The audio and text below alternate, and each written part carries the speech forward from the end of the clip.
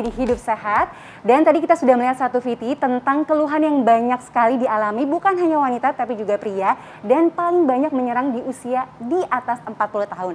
Karena itu kita nggak sendiri lagi di sini, tapi sudah bersama narasumber kita yaitu Dr. Connie Melly, spesialis kulit dan kelamin. Halo dokter. Halo, salam sehat. Oke dokter, jadi udah banyak fakta atau mitos yang beredar. Untuk fakta atau mitos yang pertama, flek hitam atau melasma lebih sering menyerang wanita daripada pria. Fakta atau mitos? Ya, jawabannya adalah fakta, Dok. Jadi melasma itu adalah suatu kelainan pigmentasi kulit didapat berupa bercak berwarna coklat kehitaman atau abu kebiruan.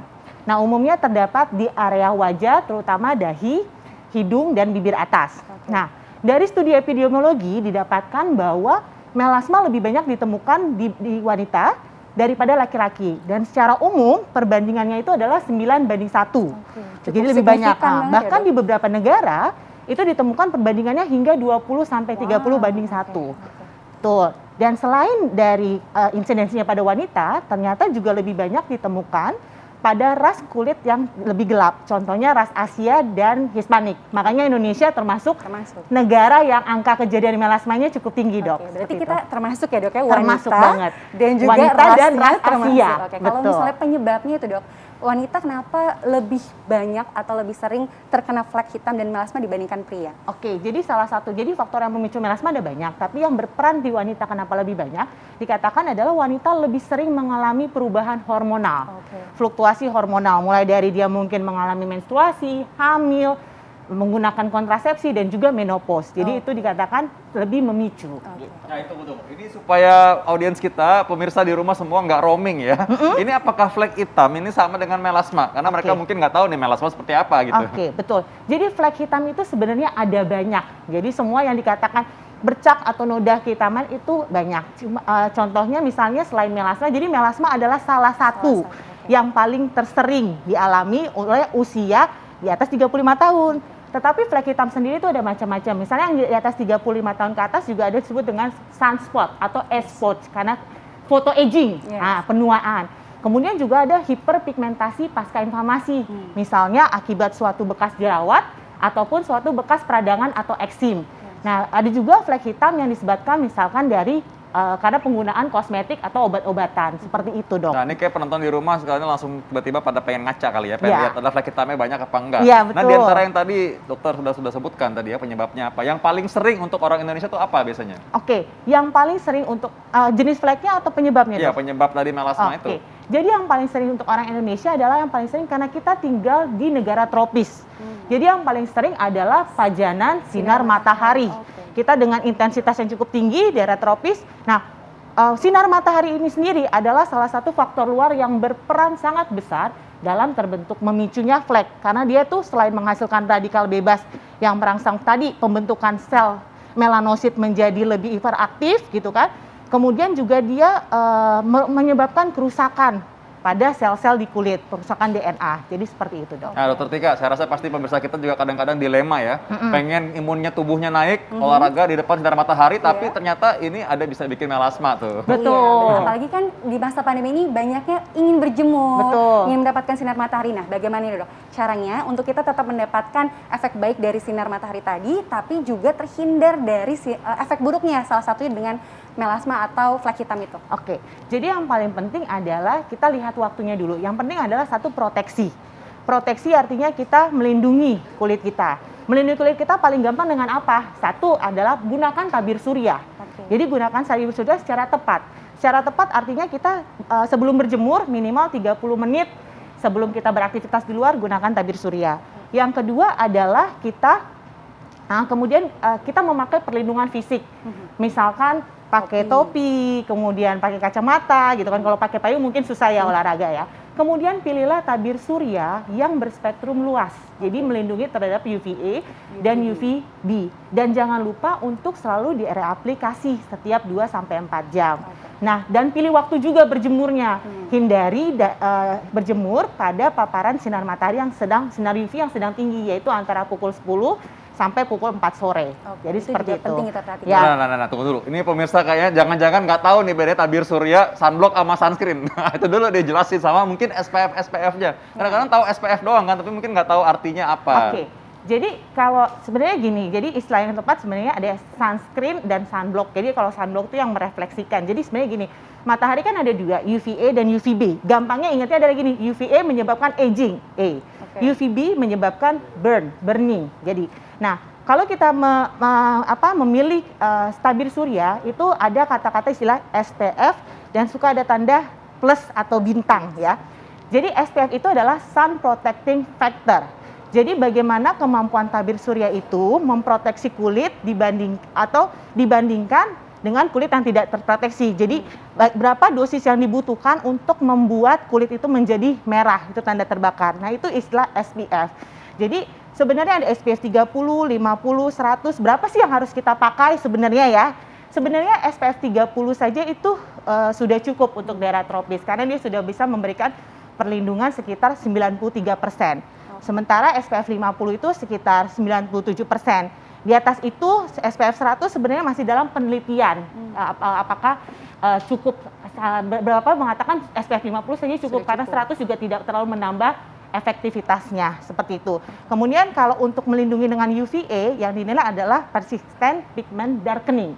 Jadi berapa lama waktu yang dibutuhkan untuk menyebabkan immediate tanning, penggelapan kulit secara cepat. Nah, itu biasanya dilihatnya nanti dari tanda plus atau bintang di dalam kadar sunscreen tersebut gitu. Oke, dan yang paling penting juga tadi dokter sempat bilang adalah reaplikasinya itu ya, Dok. Reaplikasinya yang paling penting karena efektivitasnya itu jadi ada yang menganggap bahwa kalau semakin tinggi SPF-nya maka perlindungannya akan semakin lama gitu. Itu juga kurang tepat.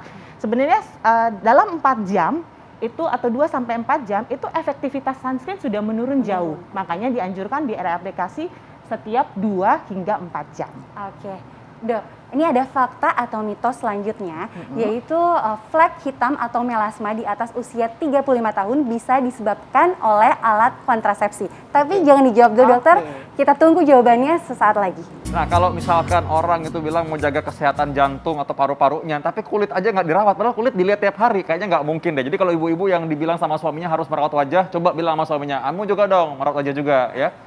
Ya, itu juga dok. Makanya tadi sudah ada VT tentang perbedaan kulit pria dan wanita. Makanya kita harus kenal tentang tipe dan jenis kulit kita agar bisa lebih merawatnya lagi nih.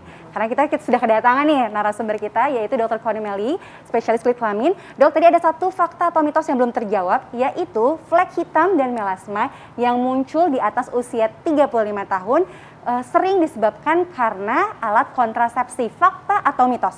Ya, jadi jawabannya fakta, Dok. Jadi melasma itu juga ditemukan pada wanita yang menggunakan kontrasepsi atau menggunakan terapi suli hormon. Kenapa? Karena ada faktor hormonal. Jadi kontrasepsi yang mengandung kombinasi hormon estrogen dan progesteron itu lebih banyak memicu melasma dibandingkan yang berisi progesteron tunggal saja. Kenapa? Karena estrogen ini diduga kuat merangsang sel pembentuk pigmen itu menjadi lebih hiperaktif dalam memproduksi pigmen dan juga dia meningkatkan enzim yang terlibat dalam pembentukan pigmen. Sedangkan untuk progesteron sendiri itu sebenarnya efeknya masih kontroversi. Jadi sebagian penelitian mengatakan dia merangsang pembentukan pigmen, tetapi sebagian lagi dia dikatakan menghambat pembentukan pigmen. Oke, lalu bagaimana nih dok untuk para wanita mungkin yang sudah sedang menjalankan KB oral yang mungkin sudah mengalami flek hitam juga di mukanya, apa yang bisa dilakukan? Oke, ya, jadi yang pertama mungkin kalau dia sudah mengalami keluhan, yang pertama kita konsultasikan dulu kembali kepada dokter kandungannya. Apakah ada metode KB lain yang bisa dipilih? Contohnya yang lebih aman untuk metode KB misalnya menggunakan Kaperti, IUD, ya kan? Kemudian juga bisa atau menggunakan seperti alat seperti kondom atau spermisida. Kalaupun harus menggunakan yang berisi hormon, dikatakan bahwa kontrasepsi yang mengandung progesteron tunggal saja itu memang lebih aman dibandingkan kombinasi. Nah, ini kalau misalkan orang yang sudah telanjur punya melasma atau flek hitam, tadi mungkin tiba-tiba ngaca ya pas lagi jeda pariwara. Nah, itu sekarang bisa sembuh apa enggak? Pasti mereka bertanya-tanya tuh, Dok. Fakta atau mitos kalau misalnya flek hitam atau melasma tidak bisa disembuhkan? Fakta atau mitos? Gimana ya? Jadi bukan tidak bisa disembuhkan, Dok. Bisa, pasti bisa, namun agak sulit. Kenapa sih sulit? Karena melasma sendiri, khusus melasma, penyebab pastinya hingga saat ini belum diketahui. Yang kita ketahui hanya faktor pemicunya. Kemudian perjalanan penyakitnya ini berjalan lambat, kronis. Dan melasma itu adalah salah satu flek hitam yang sering mengalami kekambuhan. Kenapa? Karena faktor lingkungan, tadi pajanan sinar matahari saja, itu berperan besar untuk memicu kekambuhan. Makanya kalau untuk daerah tertentu kadang-kadang ketika musim dingin, melasmanya agak membaik, seperti itu. Jadi berarti fakta ya kalau misalkan itu tidak bisa disembuhkan karena memang bisa ulang-ulang gitu sebenarnya. Berulang-ulang, tetapi bisa terkontrol, artinya bisa bebas dari flek gitu. Sekarang ilmu pengetahuan dan teknologi itu udah semakin baik. Jadi bisa maksudnya tidak ada fleknya, tetapi kekambuhan mungkin terjadi. Ya, jadi mungkin walaupun fakta melasma tidak bisa disembuhkan, tapi bisa terkontrol kalau Dokter Tika. Betul. Jadi apa nih Dok, treatment-treatment lain yang bisa dilakukan para pemirsa Hidup Sehat TV One di rumah yang sudah terkena flek hitam atau melasma tadi? Mungkin tadi dokter sempat bilang memakai tabir surya secara rutin. Nah, apalagi nih treatment-treatment yang bisa dilakukan oleh para pemirsa di rumah? Jadi selain menggunakan tabir surya, yang pertama kita juga bisa menggunakan lightening agent. Ya, jadi lightening agent ini ada yang memang harus dikonsultasikan ke dokter, diresepkan oleh dokter, kemudian ada juga memang yang ada di over the counter. Misalkan vitamin C, kemudian azelaik gitu kan. Kemudian juga bisa kozik acid, arbutin, itu banyak dijual bebas. Kemudian untuk tindakan sendiri biasanya kita melakukan yaitu peeling kimiawi, kemudian mikrodermabrasi ataupun laser.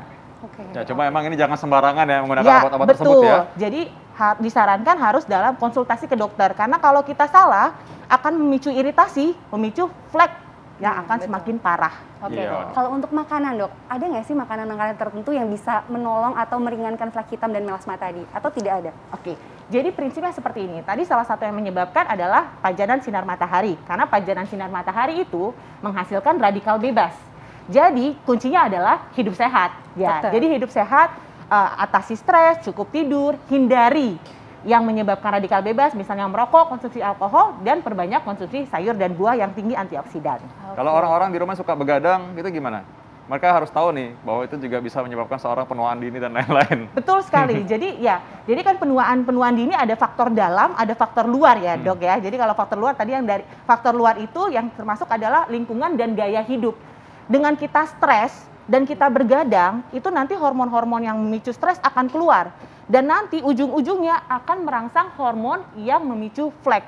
Jadi semua itu seperti berkesinambungan satu sama lain. Gitu. Thank you dokter. Wah, makanya hidup sehat ya. Makanya nonton hidup sehat terus ya kalau gitu. Betul sekali. Pilih hidup sehat untuk kualitas hidup yang lebih baik juga. Dan luar dan dalam. Iya dokter, terima kasih banyak untuk semua informasinya, sangat bermanfaat sekali. Semoga para pemirsa Hidup Sehat TV One di rumah juga banyak mendapatkan manfaat dari episode kali ini ya Dok ya. Iya, dan kita udah 60 menit loh ternyata ya. Nggak rasa ya, seru banget. Tapi kita akan kembali lagi besok kok. Tenang saja, Hidup Sehat tiap hari Senin sampai Jumat pukul 9 sampai pukul 10 waktu Indonesia Barat ya. Ya, jangan lupa juga kalau yang ketinggalan, kalian masih bisa cek di tv1news.com untuk berbagai informasi menarik lainnya. Ya, baik. Saya Dr. Vito Damai. Saya Dr. Tika Asya. Indonesia Hidup Sehat. Dokter, terima kasih. Terima kasih, Dok.